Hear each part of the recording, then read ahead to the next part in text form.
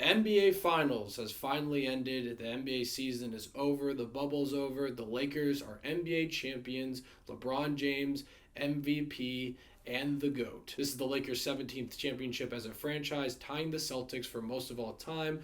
LeBron becomes the first player in NBA history to win Finals MVP on 3 different teams. That's fucking mind-blowing when you think about that. The series went closer than I thought. It went to 6 instead of 5. I said maybe it could go to 6, but I was really set on 5. And I got to give credit to the Heat first. Jimmy Butler looked fucking incredible. I didn't think he was going to play bad at all, but he definitely played a lot better than I thought he was going to. He looked amazing. He had some of the most efficient finals games of all time. So hats off to Jimmy Butler and the Heat. That's incredible. But from the Lakers side, nothing too surprising. LeBron James went off like I thought he was going to. Anthony Davis went off. The supporting team members did their job. They played fucking great. Rondo looked amazing. Nothing surprising there. LeBron put up about the same numbers he did in the 2016 finals. I don't think there's really any controversy in the series. That Game 5 was fucking incredible. It was definitely the best game of the series.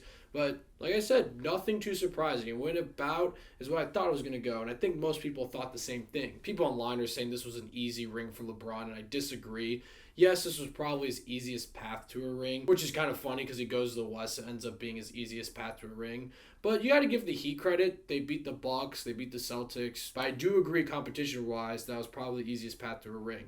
But being in the bubble and being away from his family for that long and everything else going on in the world, I really think mentally this was so tough to win a ring. And I don't think people should take away credit for that. I understand they're in Disney World. I understand they're treated like celebrities or treated like gods there probably. But it still sucks to be isolated somewhere away from friends and family. I've traveled for work before. I know it's not playing fucking basketball, but I've traveled for work before. And even when you are off work and you go back to your hotel room, you sometimes feel like you're still working. You don't feel like you're relaxed. You don't feel like you're away from work. And I could see that being the same feeling these NBA players had. So I can see why mentally this was a really, really tough ring to win. So I'm giving him credit for that. Competition-wise, probably his easiest ring. But mentally, I don't know. I'm not going to say it's his hardest ring. I'm not going to say it's his easiest ring. I have no idea. I'm just saying, give them credit. It was probably harder than people think. Now that the finals are over and LeBron's won another ring, obviously the big debates can be brought up again. The best debate in sports history. LeBron versus Michael Jordan. And I've always thought LeBron was better than Jordan even before this ring. And I won't go into too much, but my stance is this. I think LeBron is a better passer, scorer, shooter, virtually anything basketball-wise. IQ, everything. He's proven he's the most valuable player ever. He literally leaves a franchise and it's shitty. And then he joins a franchise, they're instantly contenders. That's where I gotta say LeBron is the greatest player ever. Now, Jordan, I think, has the greatest legacy ever. 6-0 in the finals, all that shit. I get it. And I do like Michael Jordan a lot. The Last Dance is one of my favorite sports documentaries of all time. But I get it. I get the debate. I get the people who are on Jordan's side, and I get the people who are on LeBron's side, like me. I just think as a basketball player, LeBron is the greatest ever.